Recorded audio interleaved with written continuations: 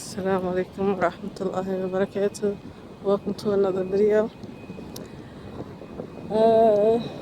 Yeah, I'm out here again. And I read an article today that I shared in a group, in my Hijrah group actually. And it was kind of funny. Uh, you know, the article was talking about how UAE residents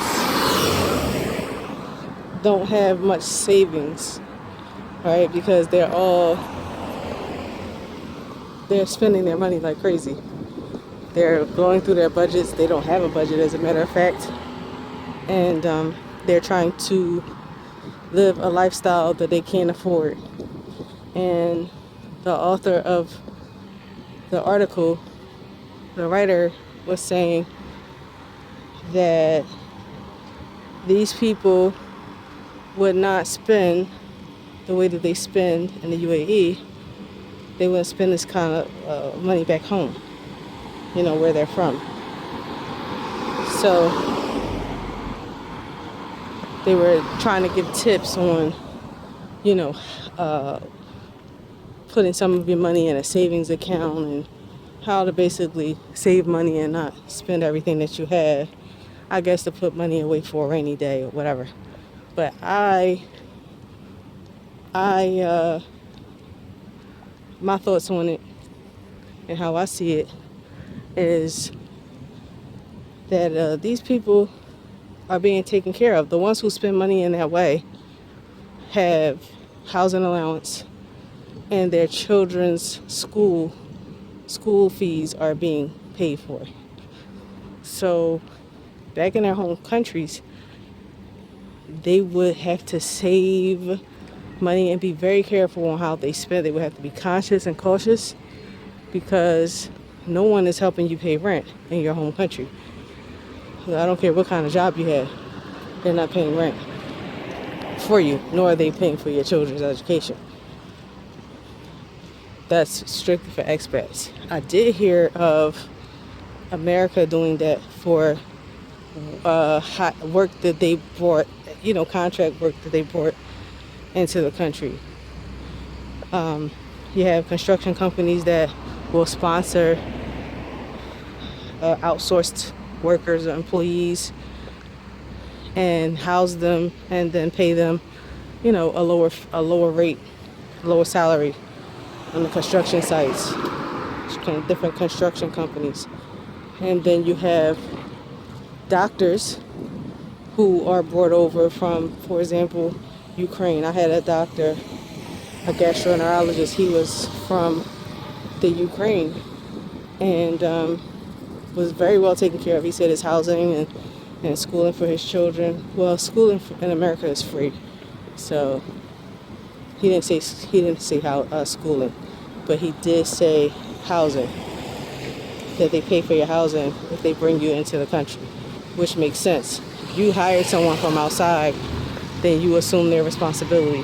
So the jobs here that bring employees or expats in the country, they have to provide housing for them and even insurance. Dubai made it mandatory for your employee to supply you with insurance, health insurance. So if all of those things are met, all of your essentials that are met, why would a person be worried about saving money? Especially if they're given an opportunity to live in a way that they have never been able to live before and may never ever get a chance to live like that again, with so many temptations around them, and Dubai being one of the most popular cities in the world, the most glamorized. Why wouldn't they play into the stereotype and try to live above their means when they dubbed this city of billionaires and millionaires? So don't you think that the people are going to take on a certain mindset of having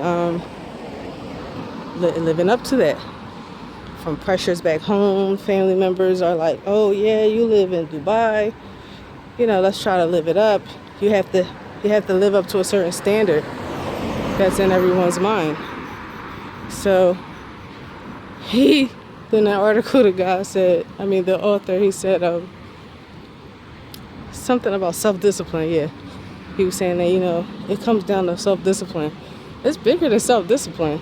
Self-discipline is a part of it, but it's psychological.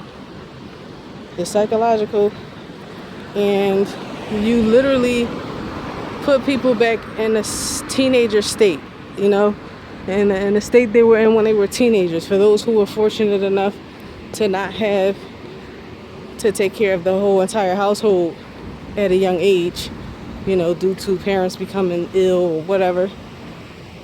If you were a teenager, you didn't have to worry about anything. Teenager at home. You didn't have to pay bills. You didn't have to worry about buying food. You didn't have to worry about any of those things.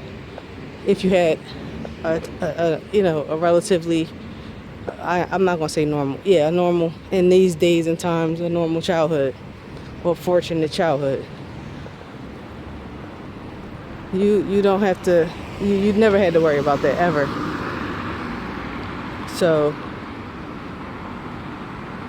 when you bring people from their home countries to a popular country, in a popular city, and pay for their housing and all their basic essentials, and the only thing that's left is them having to pay for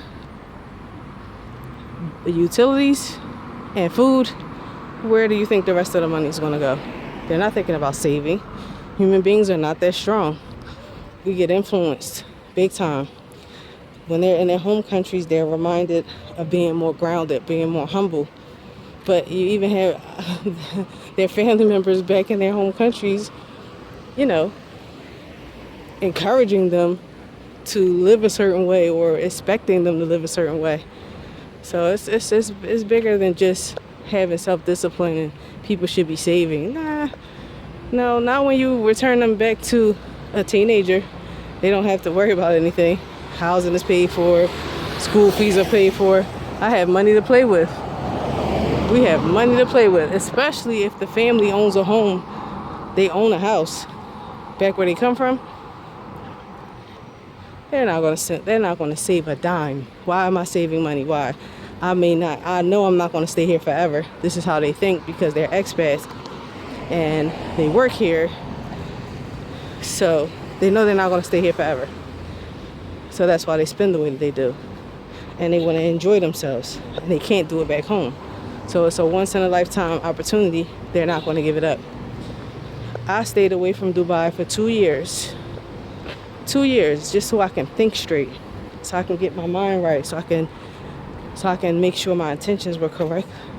And I didn't get caught up in the temptation, that is here. That's one of the reasons I did a video on why I chose Ajman over Dubai or Sharjah. It keeps you grounded. It reminds me of overseas. I don't like to think about living downtown. When I go to Dubai, I feel like I'm in Center City all day long. I don't want to think about business all day long. I don't want to talk about money all day long. I don't want to be reminded of money all day long. So that would be a huge mistake for me to move in a place like that. It would be a nightmare, actually. But it's hard. It's difficult for people. They can't resist some temptation. They need to spend money. They need to look good. They need to, and look at all the attractions. Dubai, UAE is always advertising something new. A new attraction, a new activity, a new restaurant, you're being bombarded with the latest and the newest. And people are like, oh, I want to partake in that. Oh, I want to do that. I want to go there. That looks amazing. And their colleagues are, raving about this particular thing. Oh, you didn't go there yet? You didn't go? It's like a playground. And you expect people to just turn off all of their senses and resist. Most people are not wired that way. They didn't develop self-discipline in that manner. That's a bad thing, but I mean, that's just reality. So I thought that was interesting and wanted to share it. Also, there's a point. People who do save money are individuals who are doing business.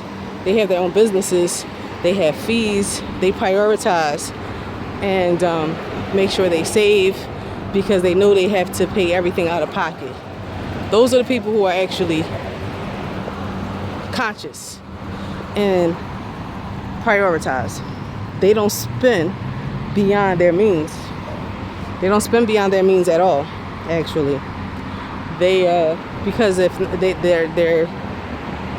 their licenses and visas are dependent on them being responsible.